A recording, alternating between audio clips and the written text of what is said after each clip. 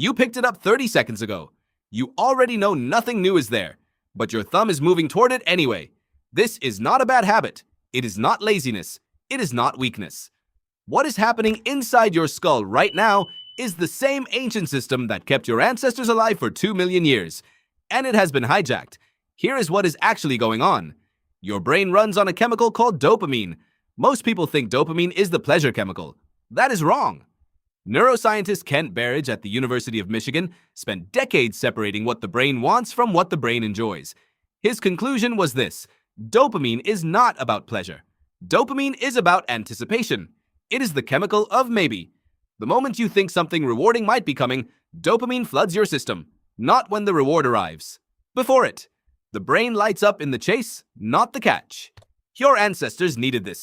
When you spotted animal tracks in the mud, dopamine surged. Keep following. Something could be there. The maybe kept them moving. The maybe kept them alive. The humans whose brains did not respond to maybe did not survive long enough to become your grandparents. Now fast forward to the phone in your hand. Every time you check it, there is a chance something is there. A message, a like, a piece of news you have not seen yet. It might be nothing. It might be something. Your brain cannot tell the difference between that uncertainty and the uncertainty of the hunt. So it does what it always does. It floods you with dopamine. It says, check, check again. Maybe this time. This is not an accident. In 2017, Sean Parker, one of the co-founders of Facebook, said something remarkable out loud.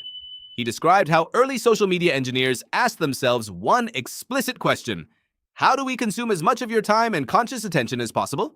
The answer they landed on was the variable reward loop, the same psychological structure identified by behaviorist B.F. Skinner in the 1950s. Skinner put pigeons in boxes. He gave them a lever. When they pressed it, sometimes a pellet came out. Sometimes nothing came out. He tried giving pellets every single time. The pigeons pressed the lever steadily, then stopped when they got full. Then he tried giving nothing at all. The pigeons stopped quickly. But when the reward was random, sometimes yes, sometimes no, the pigeons could not stop pressing. They pressed obsessively. They pressed when they were not hungry. They pressed until they were exhausted. Your phone is the lever. The pellets are notifications, messages, posts, reactions, arriving at random, unpredictable intervals. Your dopamine system was never built to resist this. It was built to chase exactly this. But there is a second layer most people never hear about. Larry Rosen, a psychologist and researcher at California State University, studied what happens in the body right before someone checks their phone. What he found was not curiosity, it was anxiety. A measurable spike in cortisol, your stress hormone, building up every time the phone was out of reach or unread. Checking the phone did not produce pleasure. It temporarily relieved discomfort. That changes everything about how you understand your relationship to the screen. You are not chasing a reward. You are escaping a low-level threat. Your nervous system has learned that an unchecked phone is an unresolved unknown. And unresolved unknowns are what got your ancestors eaten. The brain does not distinguish between a tiger you have not seen yet and a message you have not read yet. Both are open loops. Both feel like danger that needs closing.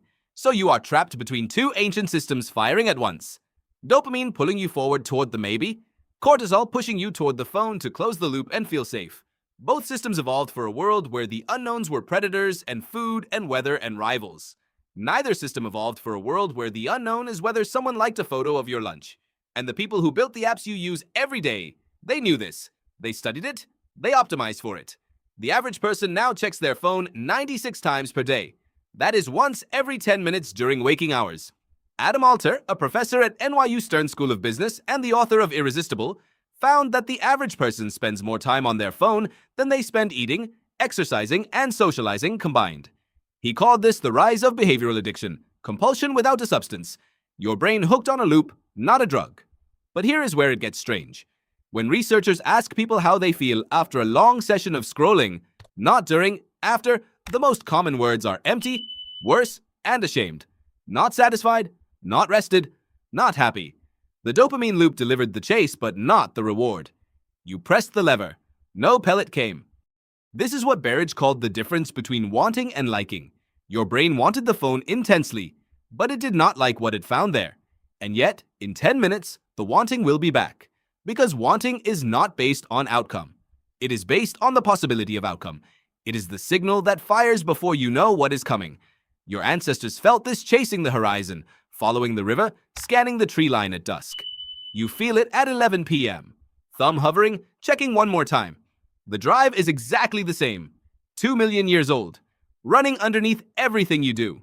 It never evolved to know the difference between a predator in the dark and a notification badge on a screen. And now, 30 seconds from now, you are probably going to pick it up again. Not because you want to, because you cannot help but wonder, what if this time something is actually there?